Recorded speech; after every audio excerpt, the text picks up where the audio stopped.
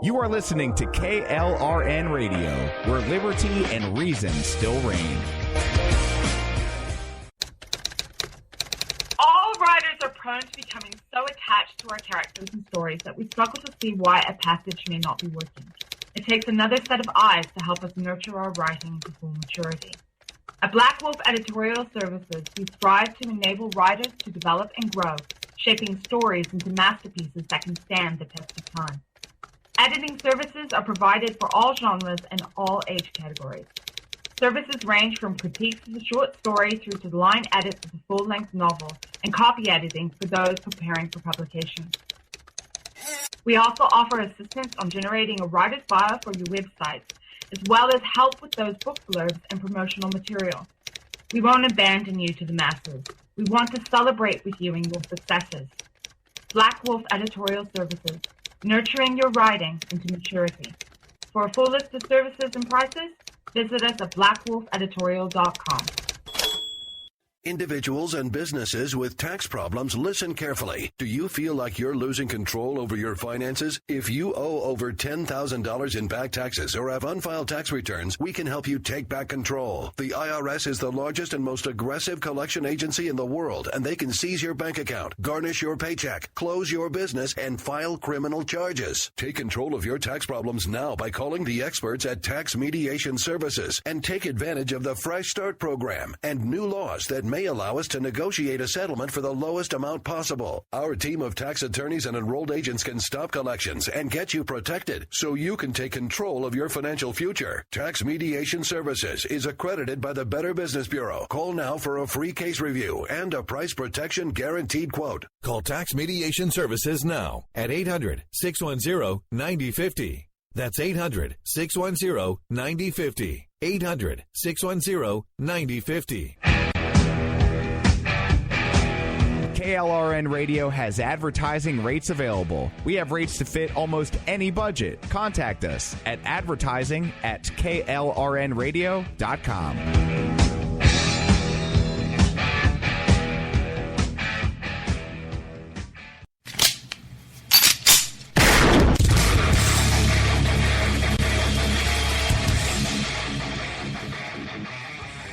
This is Slickery Trigger for Rebel Road Tactical. With proper care and feeding, your pistol will be ready when you need it, there to save your life. Shouldn't your gear be that good? Whether you need a holster for comfortable everyday carry or a tough-as-nails holster for your next training course, Rebel Road Tactical has what you need. Check us out on the web at rebelroadtactical.com.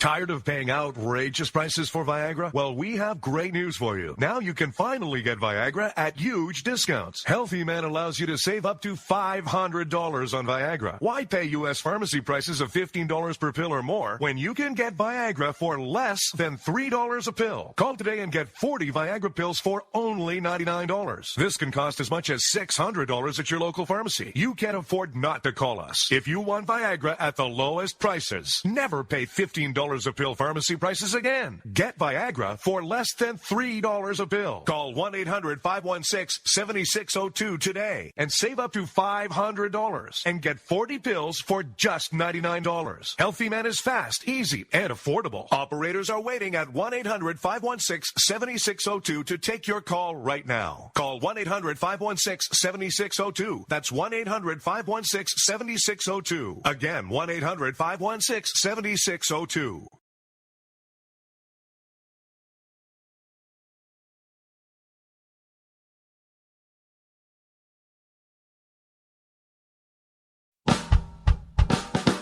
You're listening to the Spark Radio Network, internet radio like you've never heard before. Innovation, creativity, and imagination are all said to begin with a spark. So fasten your seatbelt and take the ride of your life and listen for the spark.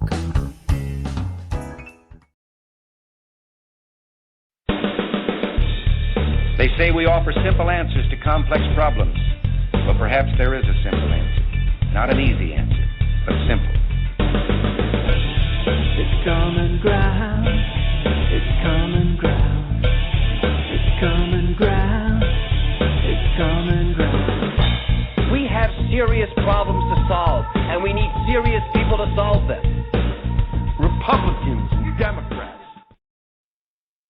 All right, folks. Well, happy Saturday morning. It is just a few minutes past the hour. You're listening to Finding Common Ground on KLRNradio.com. And I am one half of the crew, Mr. Rick Robinson, and I'm joined today by Mr. Bryce Robbins, who is now officially a college student that has been too busy to show up for work the last couple of weekends. No, I'm just busting your balls, man. How you doing?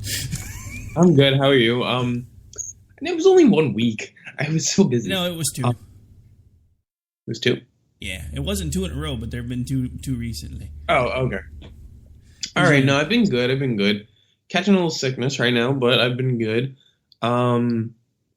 Just been, I guess I haven't been paying attention too much to the news. I thought I have, because you just told me about Donald Trump apparently now acknowledging climate change. I mean, that's still not what I want, but it's closer than it was before. Well, I mean, like I said off air, you've got to be feeling pretty good right now, though, because both front runners at this point are acknowledging that climate change is actually a thing, because, you know, not a few short months ago, Donald Trump was calling it a Chinese hoax, which I thought was, even though I'm not a climate change supporter, I still thought was a little nuts. We have Hillary Clinton, who has now adopted Bernie Sanders' free college plan, for the most part. We had Donald Trump on the Dr. Oz show the other day talking about how we needed to expand Medicaid. We have him now talking about a 6-week, not a 12-week paid maternity program. All of the conservative pundits, when Bernie suggested the 12-week program, were like, oh my God, how are we going to pay for it? Oh, Trump said 6 weeks? Yeah, we're good with that. Then we have the earned income credit for childcare, which when Bernie suggested much the same thing, everybody was like, huh? But now Trump said it, and they're like, yay! And I'm just thinking, holy crap, the Democratic Party and the Republican Party are now both one and the same under the banner of the ice cream party, because we're going to give everybody whatever the hell they think they want to make sure we get elected. Who cares? Fun times, fun times. Well, I have a couple things to say to that. One, with your first statement, I am not a supporter of climate change. I think that in itself makes no sense, because it's not like one supports or doesn't support the idea of climate change. You either accept the scientific suggestion that climate change is real, or you don't believe in what the scientific suggestion states, therefore not believing the scientists. The overarching consensus. It's not really I believe in climate change, just not the way you believe in climate change. Yes, the climate changes. It is called weather. Yes, but scientists suggest that, overarchingly suggest that man contributes to it dramatically. And how much money has the climate change industry made off of those scientists, and how much money have they gotten in return? And how much money has the fossil fuel industry gotten for... I mean, that makes no sense. In fact... No, it makes perfect sense, because the simple fact of the matter is the truth is somewhere in the middle.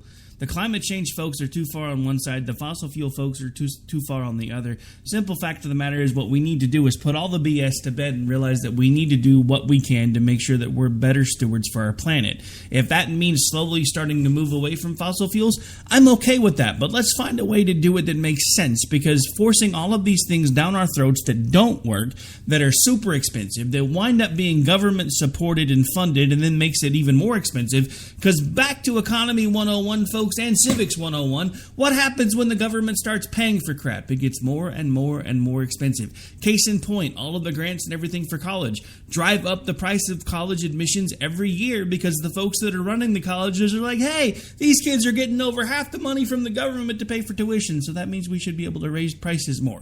Look at the same thing that Congress does every year when they go through the budget. $50,000 for hammers, $30,000 for toilet seats. Why? Because the government's going to pay for it, so why the hell not? The problem is, folks, we're running out of money. So we can keep talking about all these things and all these different government programs that are supposed to make everything better for everybody, or we can come to the realization that the bottom line point is we really only have one planet, so let's stop fighting about it and actually figure out a way to fix it that is cost effective and better for everybody, because even the people like me that are saying, hey, this climate change thing, probably not nearly as big of a deal as everybody's trying to make it out to be, are not saying that we should be outside burning tires and freaking lighting forests on fire. We're just saying, can we kind of ratchet down all the government BS over climate change? Well, I mean, I just want to add in there, I don't think it's a pick between the economy and the environment. I think that's something that's just not necessarily true. And I think, there's multiple reasons why conservatives tend to believe that climate change is not real, when the overarching scientific community does. And I think a lot of it has to do with the recession. When people saw, all their money go away, the issue of the country became more about fixing our economy than fixing the environment. And if you can recall, when An Inconvenient Truth came out, actually, in 2006, Fox News actually gave it a comment and said that everybody should go watch it. Climate change, I don't think, was a partisan issue. Even George Bush said in 2000, that he would start to limit CO2 emissions, something that Republicans wouldn't even touch today. I understand all of that, Bryce, but you're missing the point. How much have we already done for climate change? How much more do we ourselves have to do when the rest of the country is looking at us going, screw you, man, I'm making money over here. Look at China. They have zero emission laws. Zero. So how exactly are we?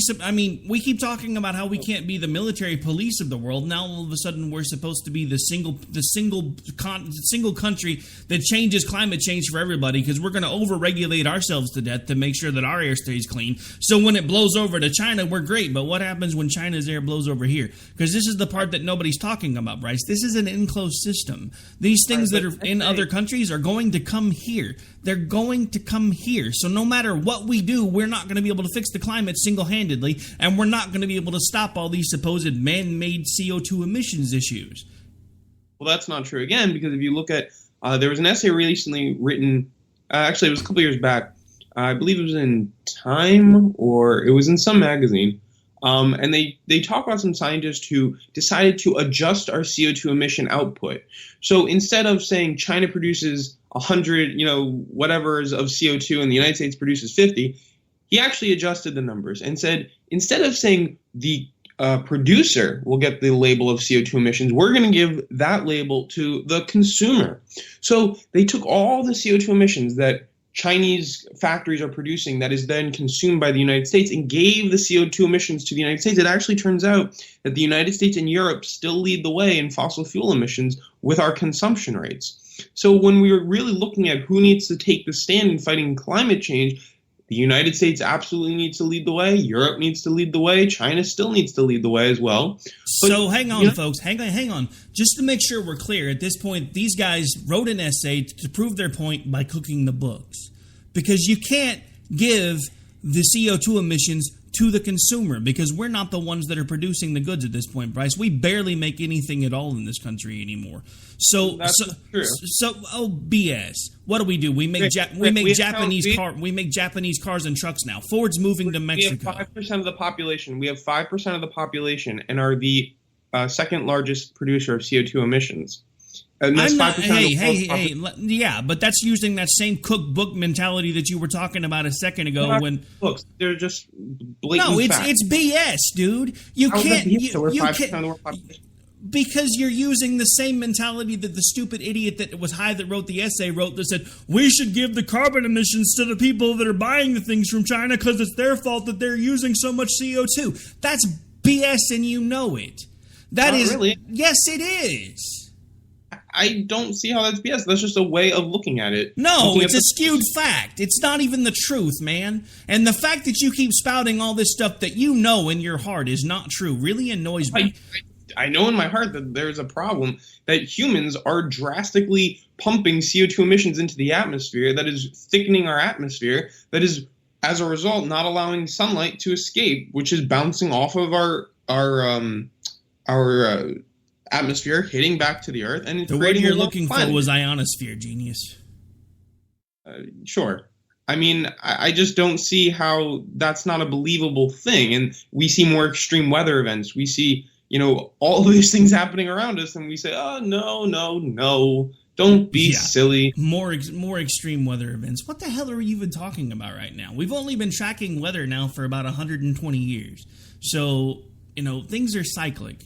Look, you and I are never going to agree on climate change because I think it is a non-issue. Because according to the godfather of climate change, we weren't supposed to have any icebergs in the North Pole anymore by now. That's not true. He said in 50 years from now. No. He specifically said in 2015 the polar caps will be gone. What are we now? 2016? Still lots of polar caps. Where'd they go? I challenge you to that quote because I just watched An Inconvenient Truth a couple days ago, and he said in around 50 years from 2006. So I'm just saying. And also, I challenge you to one statistic here that I want you to tell me. The world has never surpassed 300 parts per million of CO2 in its atmosphere, and we can date this back 800,000 years through ice core dating in the Arctic, because bubbles of atmosphere get trapped in the ice, and they can, however they do it, with their isotope whatever, figure out what made up the atmosphere at the time. And they could tell us that the world's atmosphere of carbon never surpassed 300 parts per million. We are now at 400 parts per million.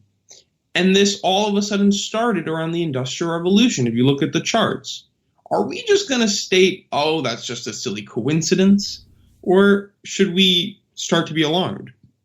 And I think the big problem is that if you look at the amount of scientists who say climate change is real, and then look at the media and their pundits who aren't even, officials, who aren't even scientists, who debate on climate change with no legitimacy behind them, I think we should go with what the scientists say. And you can give the argument, oh, the numbers are cooked, the books are lying, but that's really a straw man argument. I never made that argument, and that's a little ridiculous. No, I made that argument. I made that argument because you're talking about somebody who had the bright idea of, well, we should blame the people that are buying the products for the carbon emissions that China's putting out. So therefore, even though we're the ones that are over-regulating ourselves basically to extinction, we're still the largest producers of carbon dioxide on the planet because we're buying all of China's stuff. That is BS, and you know it. China would look. It doesn't matter at this point. So basically, what you're saying is what we need to do, because we've already gotten to the point where we have this EPA, which is a mammoth, is doing nothing but devouring everything that it can to continue to justify itself.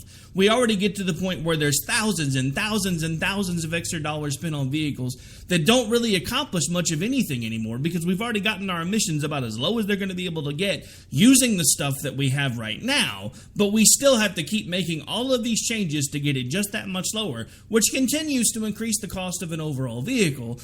So what you're saying is, at this point, the only way the U.S. could actually finally start doing something about climate change is to let Mexico buy all of China's shit.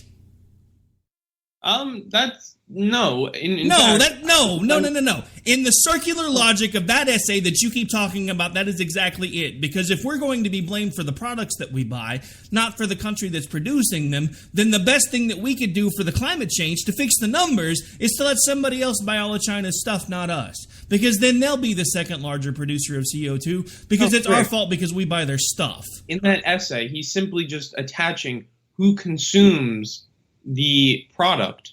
Exactly. My point. My point. I don't have a problem with that, just for a study to tell you that the United States still is a very large producer of CO2 emissions. And even without that study, we're still by far the second largest producer of CO2 emissions. India doesn't even come close to second place, and China's in first place. So no matter how you slice it or dice it, you're either first or second, and neither is really that good. What we really need to focus on is, yes, regulation. Because like you said, how much more regulated can stuff get, Bryce? How much more regulation do we need? At this point, let's get rid of styrofoam. Let's get rid of coal. Let's get rid of all the things that are really fucking bad for the planet. Let's get rid of coal. Let's get rid of coal. Yeah, what are you going to replace it with, genius? Oh, well, first of all, we can look at... Well, first off, let's just start this argument off by noting No. Answer my question. What are you going to replace it with? It was an easy question. Don't start shifting. What are you going to replace it with? You can replace it with next-generation nuclear power plants. You can replace it with solar panels. You can so we're all going to glow in the dark. I'm sorry? Next-generation nuclear power plants. That's your answer? That's one of them. I mean, look at thorium nuclear power plants. We have the third largest thorium reserves in the world, and we don't even touch them. That could create millions of jobs, mining thorium and digging it up. And that type of nuclear power plant could recycle itself. I mean, these are the new scientific ideas of the future that just simply aren't aren't being funded. So hang on. Right, so wait, hang on. So instead of strip mining coal and ruining the environment, we're going to be strip mining thorium because it's able to be used as a pretty much infinite energy source. Then we're going to be building these big behemoth power plants that are going to be sitting about 5 miles probably from where I live, because I live out in the middle of nowhere, and God knows that's where they're going to put them all. But hey, that's the best thing to that's the best thing to do. Let's not forget all of this newfound stuff about wind energy and how we need to be moving away from a lot of things and moving back to putting windmill farms up and everything else. And yet, the wind farms are killing hundreds and thousands of birds every year. Because, hey, it's green energy, right? Who cares if the birds die? But these are the same people that are talking about the fact that, hey, we're killing birds with fossil fuels. Actually, I mean, first of all, with the nuclear power plant, if you look it up, it's called thorium liquid fluoride thorium. Please don't assume that, hey, first of all, if you're explaining it to the listeners, that's great, but please don't assume that I don't know what you're talking about, because we've only been doing this now for over a year. No, I'm going to explain it to everybody. And these are supposedly, I mean, we've already had thorium reactors in this country in the 1960s, but now they are still really underfunded. In fact, India is building the first modern prototype of that. India is leading the way, and then China is going to be soon too. Because this is supposedly the energy of the future. The United States has a lot of thorium. And, you know, you even heard New York governor, whose name escapes my mind, who was running for president recently, just mentioned it. George Pataki even mentioned it on the debate stage. So it's really something we need to take a look at, because it could be the safest form of nuclear power we could ever have. As for wind and solar panels, well, solar energy already employs more people than the coal industry, and I think that solar installation is a job that you could relatively easy give training to people in the coal industry for, installation around their part of the world, and in homes around their part of the world. Wind turbines, actually. I mean, yes, I've heard quotes that they kill birds, but I mean, that doesn't mean you can't expand on the technology and you can't make it better. I mean, there are so many things that we could do, and I'm not saying that we should stop at solar panels or wind turbines the way they are and just keep investing in those. I think maybe we should start investing in the future, the evolution of those technologies. I think actually what Texas does is pretty admirable. They've seen clean energy go up. Why? Because they give their people, their citizens, a choice where their energy comes from. And you can pick if you want your energy to come from wind power, coal, oil, whatever, natural gas. And a lot more people now are picking that they want their energy to come from clean energy because they feel morally responsible when given the choice. When not given the choice, I guess they plead apathy. Oh, I didn't know. Oh, it must have come from there, and that's the only place I could get it from. Well, now you know it's not. And actually, they've seen their CO2 emissions are dropping, and they've seen that clean energy, the demand for it is going up. So wait, hang on. Don't gloss over this for a second, because I got to point something out. First of all, in the overall voting scheme of things, what color is Texas? Well, it's red turning purple. But first part, what was that again? Red. Yeah, no, I agree. Okay. So, and how did they fix it? By government mandate or by giving their citizens a choice? I mean, it's a little bit of both right there. No. Answer the question. The predominant way they fixed it, was it by government mandate or by choice? Oh, by choice, by people's moral decisions. So again, back to what I've been talking about this entire time. I'm not telling you that I disagree with the overall premise of climate change. I disagree with the way it's being handled. I also don't think that it's being properly looked at, because I think a lot of the data that the scientists use are inflated. Because again, the same thing I've been telling you since the day you started it with us, you need to seriously look at where these people that are doing these studies are getting funded, because it's not about the truth anymore, Bryce. It's about funding. And they're going to sell the results that whoever gave them the money to start the study actually wants, because if not, they're not going to get paid. That's been my problem with all these scientific studies on everything for a long time. Because look at all of these different drug things that come out, and they're like, oh, the FDA said this is safe, all these drug studies say it's great. 10 years later, do you or is anyone you know never use fen, blah, blah, blah, blah, blah, blah, suffering from heartburn, and if you have or you know someone who has, you may be eligible for millions of dollars. Why? Right, those are false equivalents, though. No, they're not. No, it's not. It's the same damn thing, Bryce. Studies. There were 10,000 scientific papers Of those, 97% that were analyzed confirm that climate change is a man-driven problem. If we're going to assume that all the crackpots at NASA, at the UN, at X, Y, and Z Science Association are just Bryce, you're missing the point, Bryce. I'm saying that they're cooking the books, but there's no evidence to suggest ever that they've been cooking books. There's none. Why not? Why not? Because, look, the one thing this election cycle has taught me is both sides are interested in control. Nothing more than control. They will tell you whatever they need to hear to get you to pull the lever, even if it means one side runs fully to the left and the other side moves a little bit to the right and makes themselves start sounding like the Patriots. So that's my point, Bryce. These people from the top to the bottom tell us whatever we need to hear to maintain control. And they do it by fear, anger, hatred, and anything else they can find. And one of the ways they found to do it is by screaming, it's the end of the world, it's the end of the world, it's the end of the world. They've been doing it since the 60s. This climate change thing that everybody's talking about now is not anything new. At first it was global cooling, then it was global warming, then they didn't have any way to explain it because never global cooling. That's an argument that Rod Eccles made, and there's never been a thing of global cooling. One scientist at NASA are you kidding me? Are you kidding me right now? I grew up in the era of global cooling. I watched all the videos, the little film strips they made us watch in school over global cooling. So don't tell me there's never been a thing about global cooling. And then global cooling. There was one study in the 1970s that suggested... And you know what? The point you're missing, Bryce, is they took that one study and they ran with it. So global cooling became a countrywide thing. They were talking about it on the news. They were talking about it in TV shows. They were talking about it at school. So it doesn't matter how many studies there were because the simple fact of the matter is it became a buzzword and it became a talking point. That matters. If one person made a mistake and found out there was global cooling with false science, but then 10,000 people find out that there's climate change and the planet's getting warmer. You're missing the point. You are. That is the point. No, you're missing the point that I'm trying to make here. We have been being led around by our nose for decades in response to fear because somebody took a study and they made it a thing and then that didn't work. So they did a bunch of other studies and then they made it a new thing and then that didn't fit the model. So they did a bunch of other studies and they made it a new thing. And I'm not disagreeing with the fact that we need to take care of our planet, but can we stop being so damn fearful and actually try to fix it instead of using it as a political football?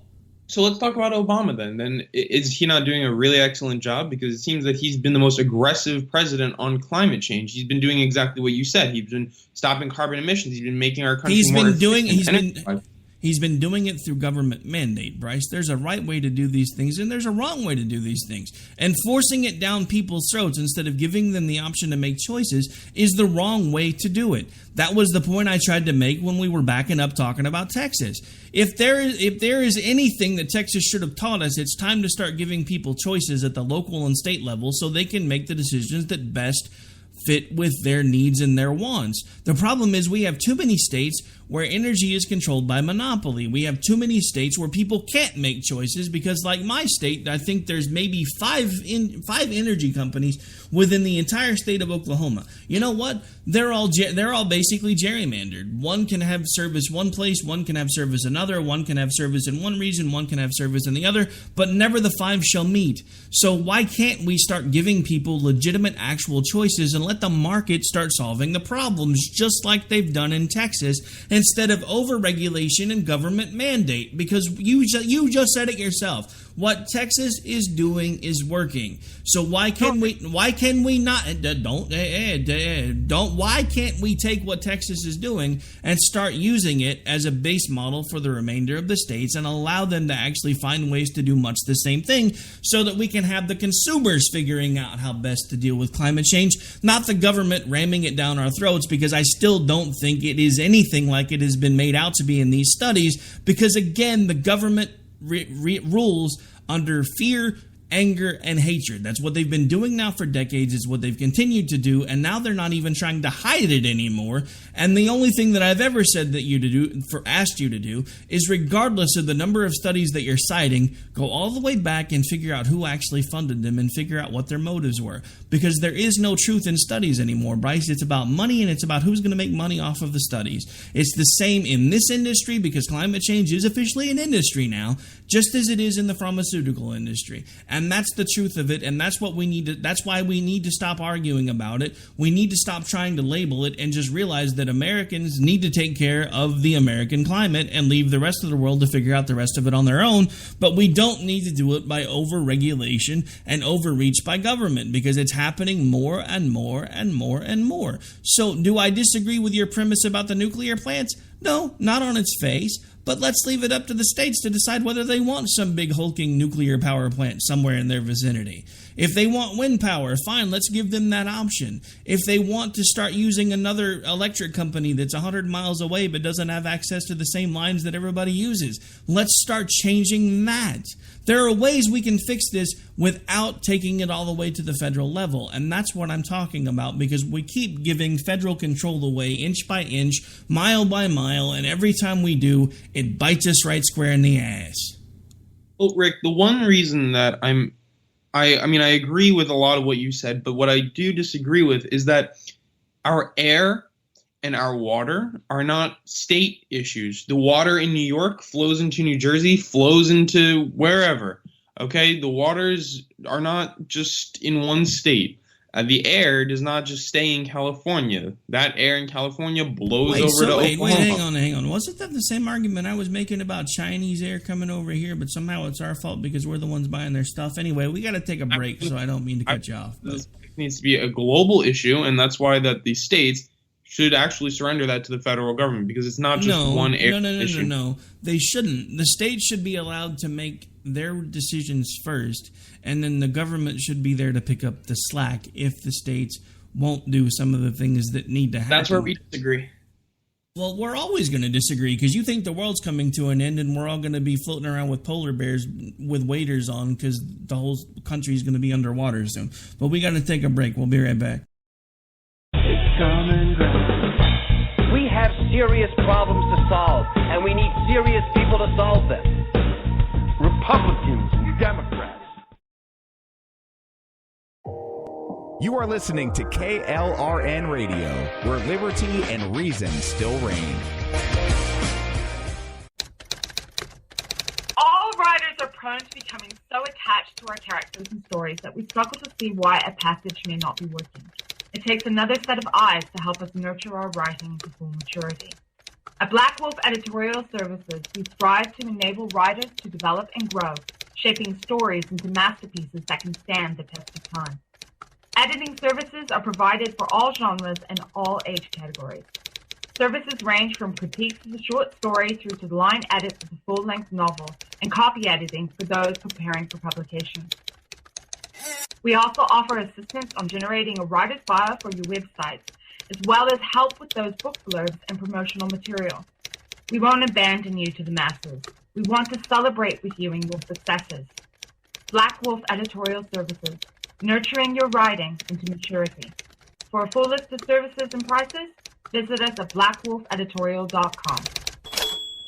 Individuals and businesses with tax problems, listen carefully. Do you feel like you're losing control over your finances? If you owe over $10,000 in back taxes or have unfiled tax returns, we can help you take back control. The IRS is the largest and most aggressive collection agency in the world, and they can seize your bank account, garnish your paycheck, close your business, and file criminal charges. Take control of your tax problems now by calling the experts at Tax Mediation Services and take advantage of the Fresh Start program and new laws that may allow us to negotiate a settlement for the lowest amount possible. Our team of tax attorneys and enrolled agents can stop collections and get you protected so you can take control of your financial future. Tax Mediation Services is accredited by the Better Business Bureau. Call now for a free case review and a price protection guaranteed quote. Call Tax Mediation Services now at 800-610-9050. That's 800-610-9050. 800-610-9050.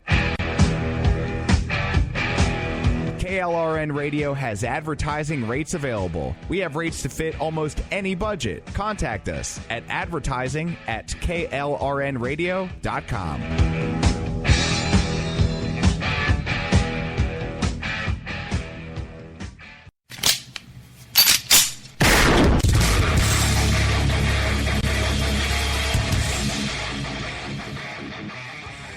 This is Slickery Trigger for Rebel Road Tactical.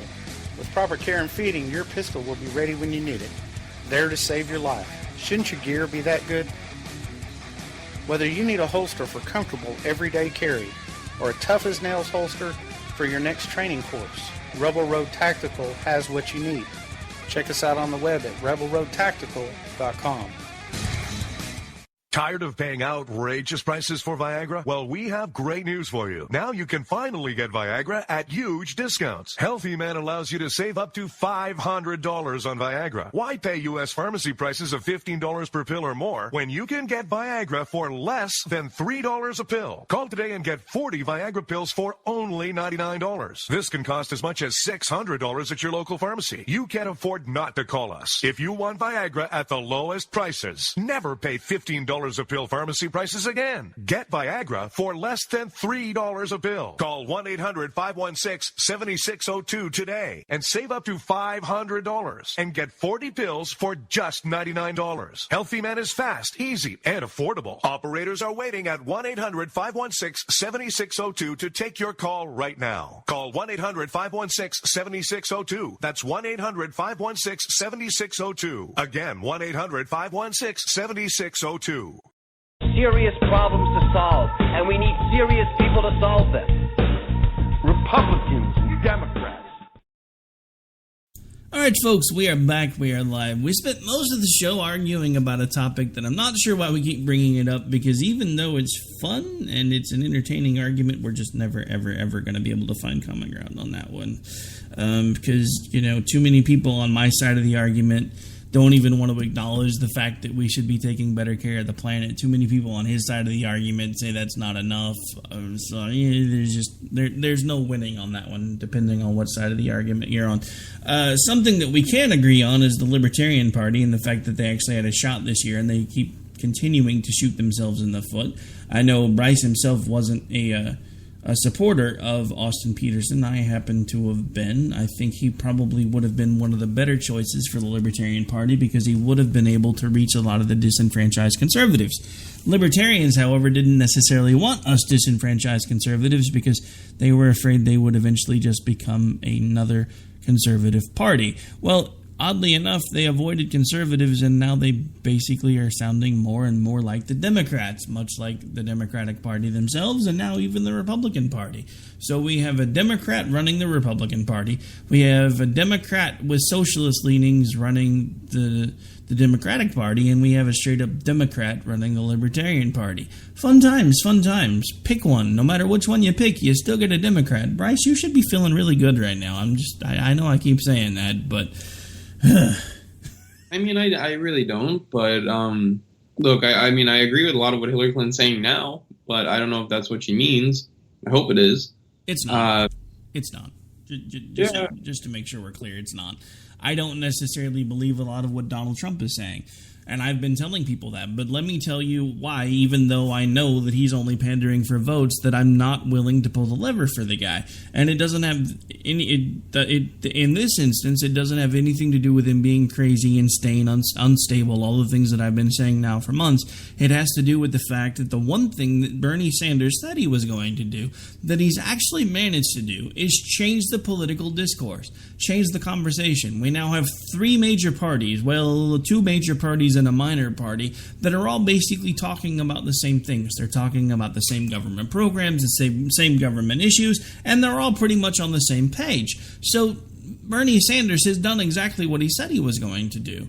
But that's the reason why, in my opinion, Donald Trump cannot be the one to win the election, because if he does, the face of the Republican Party will be changed for forever, and we will have gone from Democrat light, like a lot of us have been saying they've been for the last 8 to 12 years, to complete full-on Democrats, because at this point there's no daylight between the two parties, and there's barely any daylight between them and the Libertarians. So if we don't do something to drastically change the direction, at this point, everything that we've been afraid was going to happen is going to happen. They're all going to start running as the ice cream party because that's what's working. Because the more things they offer to give away, the more people pay attention. Look at how much further Trump finally is coming up into the polls now that he's offering to give away the farm. He's talking about increasing government spending in the military. He's talking about expanding Medicaid, which is going to mean increased spending. He's talking about earned income credit for child care, which is going to mean increased government spending because that is, in essence, redistribution. You're taking money that other people have paid into taxes and giving it out to other people to reimburse them for the cost of their daycare services.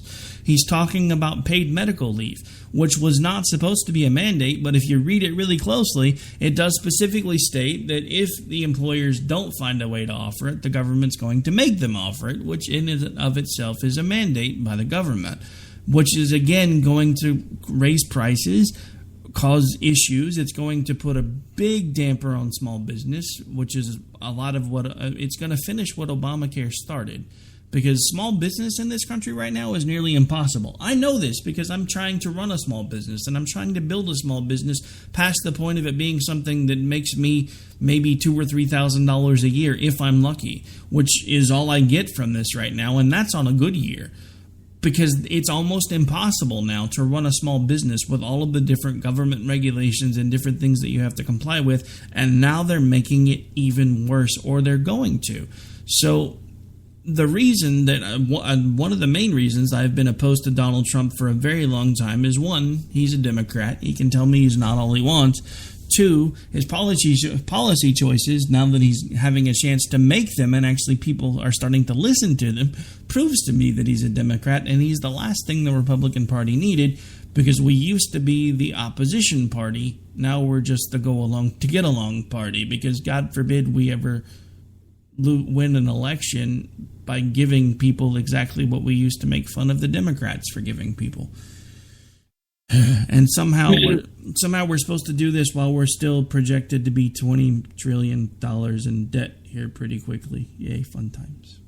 I just want to say, though, I think when people like Rush Limbaugh and, Michelle Bachmann say, oh, this is the last election, this is the last election, this is the end of the world, I think what they really mean is this is the last election where the Republican Party can win under their same message. No. They've already changed the message. The Republican Party will never win again under its own old message. We've now started picking up Democratic talking points and political planks and running with them in the hopes of being able to sway new voters. The Democratic Party is in shambles, I'll admit, and was a mess, but the Republican Party is gone on its face. It's been corrupted. It's been assumed by a very angry faction of the Republican Party and some actual angry Democrats that have now come over and have decided to vote for Trump, and they have become on its face a group called the alt-right. The thing that people keep assuming, because they have the title alt-right, is that it was all coming from the right. This is not true. These are the angry, bitter racists that were within both parties that everybody assumed were gone, and now they're not, and now they've been given a voice, and now we have the Democratic Party with ties to BLM, which is now basically calling for self-segregation. I mean, at this point, the political system as we know it is almost done. I'm not sure what's going to wind up replacing it. I'm not sure if we'll get one more election out of it past this, maybe two, before something drastic happens.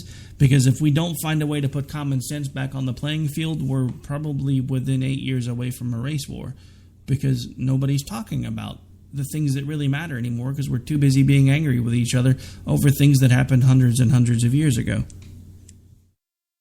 I don't think that not all the people in Black Lives Matter, or even most of them, are angry about what happened hundreds and hundreds of years ago. I think they're a little upset about what's happening now.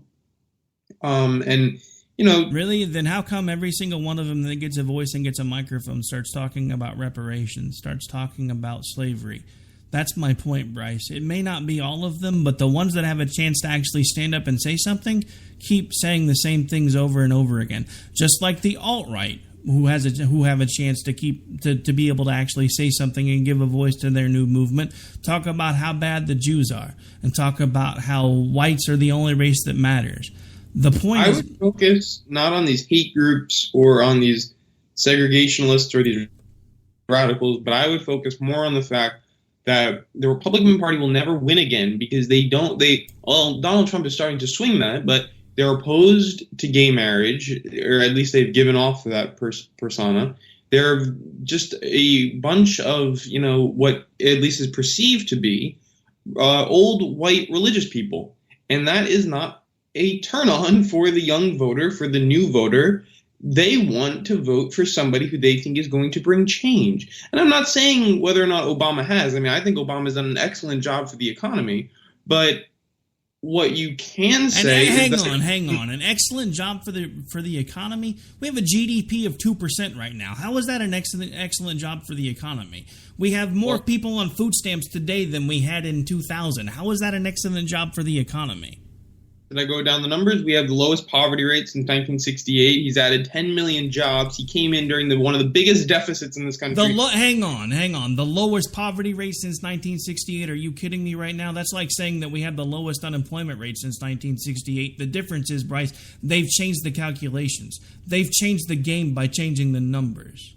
That's the same point I've been trying to make to you about all these climate change studies that you keep wanting to spout. These people keep changing the game by changing the numbers, and we keep going along with the change of the numbers. If we put the chronically underemployed or unemployed back into the employment equation, we would have the lowest employment rate probably since the Great Depression. But nobody wants to talk about that because, they're just not looking for work anymore, so they've given up. So we shouldn't count them as unemployed anymore. We should just stop looking at those people. No, that's not true because they're not working. This is according to the LA Times, and I mean, if you're just going to continue to say that's a great source. The LA Times, there's a good place to be quoting. They're just a source that's carrying it. I mean, I'm sure it's probably from the Associated Press, but stating that real median household incomes are back up since the lowest since 1999. They're now at $56,000 for the median income in America, and in 2014 it was only $53,000. So, and in the recession is when it starts to go down. So that's a good thing. Where are they getting the data from, Bryce? You're missing the point. If you're going to keep taking articles on face value, then you're never actually going to find out the truth. That's been my point to you now for nearly 15 months. We have been being played. The government, regardless of who's got what letter behind their name, has been telling us whatever we needed to hear to keep us safe, happy, healthy, and going to work every day. These statistics come from the United States Census Bureau. It says that the typical U.S. household income rose 5.2% in 2015. And also they're going on later to say that it's the lowest poverty rate since 1968 under Lyndon B. Johnson. So those are two things, thanks Obama. Yeah, and if I actually believe the numbers, I might be right there with you, but I don't because the buying power of the average worker's weekly paycheck has gone up 4.4% under Obama. Oil imports are down 53%, and solar and wind power have quadrupled. I think that's a cool number. And it's a good thing that oil has been lower on imports because we're producing more here at home, creating more American jobs. The home ownership rate has dropped by 4%, so that's not such a great thing. I'm just reading off some statistics here. And yes, you're right. The number of Americans on food stamps is up actually 36%. So that's not necessarily a good thing either. But you also look at illegal immigration, something else that affects the economy, has actually dropped 53% under Obama. So I don't know why the hard right is so up in arms. I mean, you really have to give Obama a round of applause for some of the policies he's implemented and also continued at the border that have decreased illegal immigration. Oh my God. Yeah, let's give Obama a round of applause for some of the great things that he's done, when if he would have actually gotten out of the way, we probably would have seen one of the best recoveries ever, but instead we've limped along and actually had, at certain points in time, some of our biggest companies in the country that have been leading the way economically reporting negative numbers for the first time since 1969. So yeah, he's doing a really great and wonderful job. So yeah, let's give him a round of applause. Do you want to start or should I? Okay, ready? So jobs are up by 10 million. We have a low unemployment rate. Hey. Jobs are up by, hang on. Jobs are up by 10 million. Did they happen to mention whether those are full-time or part-time jobs? It's just employment. Exactly my point. Because I bet if they actually gave you the number, yeah, jobs are probably up by about 10 million. They're probably low-skilled, low-paying, and part-time. How about the fact that the United States trade deficit is down 24%, something that neither Reagan nor Bush even touched? We have lower petroleum imports. Where are they getting that number? That's my point. You're citing a lot of statistics, and you're not. But you're missing the point. Does the sources that you're citing actually tell you where they're getting this data, or are they just pulling it out of their ass? I mean, from what it looks like, this is from the United States Census Bureau. This is also from the Bureau of Labor because our government's never lied to us before. I mean, if you're not going to take the statistics from the government... Look, Bryce, hang on. You're missing the point. Does everybody remember back in 1999, 2000, when everybody was talking about how great the economy was under the Clintons, and how they started putting out all these papers and stories and statistics that showed that it was some of the best economic times we'd ever had. And then as soon as a Republican took office, all of a sudden we had Enron, because it turns out that they were propping up that company for about 6 to 9 months, not telling anybody how bad it was, which was a real shocker to the already starting to struggle economy that nobody was talking about. Enron was a private company. Yeah, except that was not the government doing. Yes, it was. Go look it up yourself. I'm done doing your homework. You're an adult now. Go look it up. I mean, I understand that, and I actually have researched Enron, the energy company. I've researched it. I watched the movie The Smartest Man in the Room. Because movies teach you everything. Bryce, you're missing the point. Enron was knee-deep into the government at the time that the Clintons were in the White House. And the simple fact of the matter was they kept doctoring reports because of how knee-deep into the government that company was, that kept limping along the U.S. economy and creating a false dichotomy that the economy was actually doing great, when in essence it was actually really already starting to decline. And that's been my point all along. You're taking all of these things on face value in an election year, no less, talking about what a great job the economy's doing, when we see it on the street every day that it's not. They can tell you, they can give you numbers all day long to support their claims, because it's really easy to pull numbers out of the air and say, well, look how much better we're doing here. No, it's not, Bryce. You forget what I do for a living. I talk to people all day long that have lost their jobs. Rick, that's exactly what Newt Gingrich said on an interview in CNN. He said he talked about shootings in Chicago, and he talked about deaths in pockets in America, and then the interviewer says, yes, but gun violence or violence in general is down in this country. And he goes, yes, but people don't feel like they are. Well, maybe people don't feel like the economy is doing well, but the numbers suggest something else. I'm not going to keep arguing this point with you, because you're a blind ideologue who still doesn't buy the fact that the government can lie to you, even though they've been lying to you for years. They're lying to you now. You have freely admitted that you don't believe what Hillary Clinton is saying, but you hope that she is saying the right things, and you hope that she means what she's saying, but you know in your heart that she does not. So Bryce,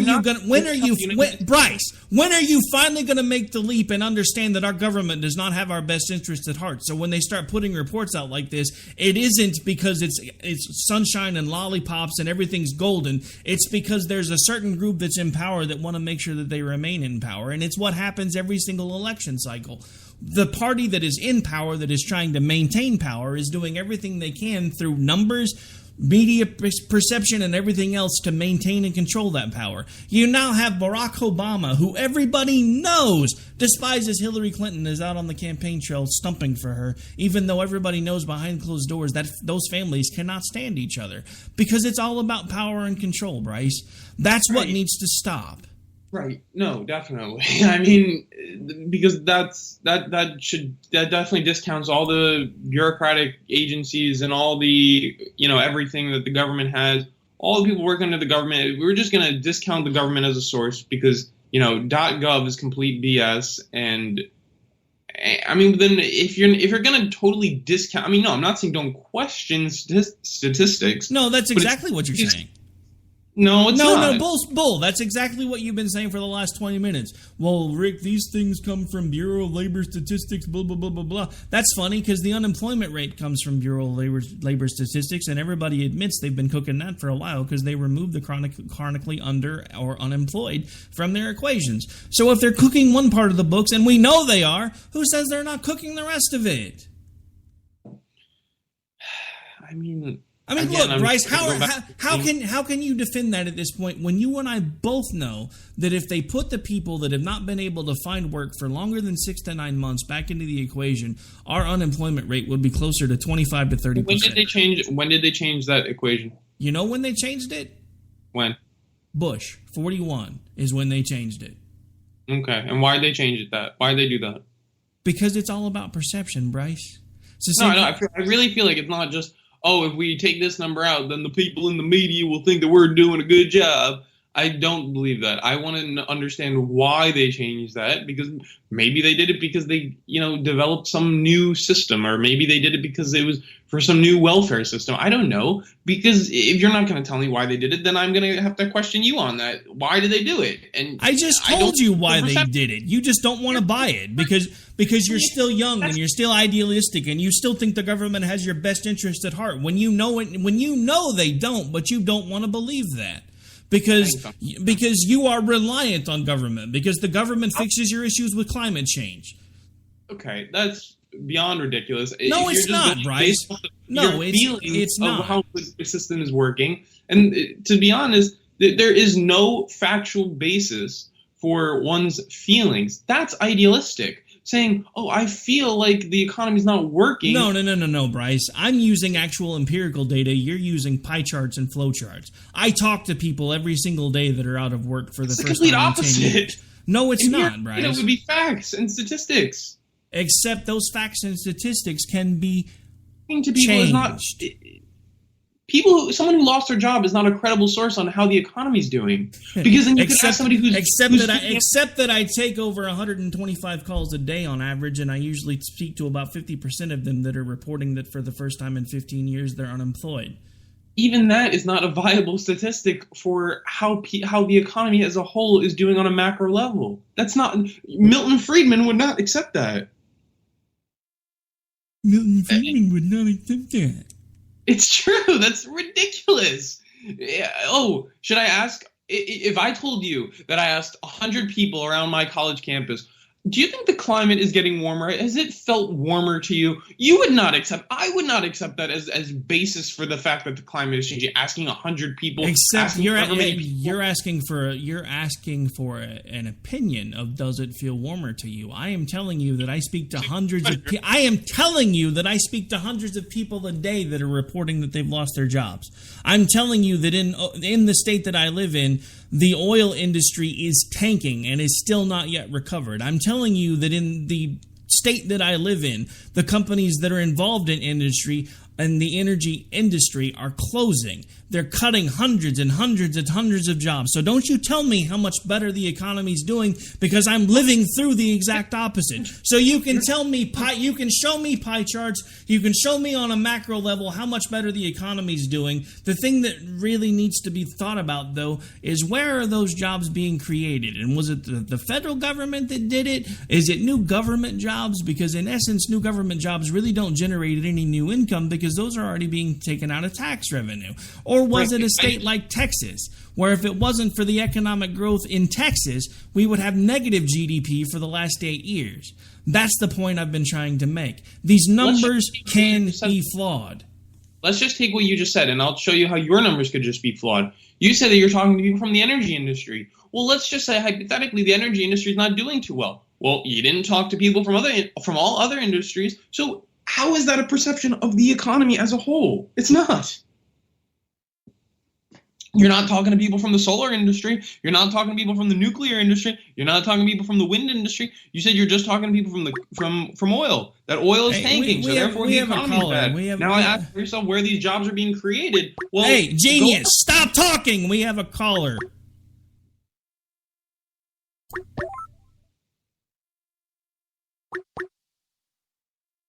And Bryce. Hello. How are you? Can you hear me? Yeah, hey.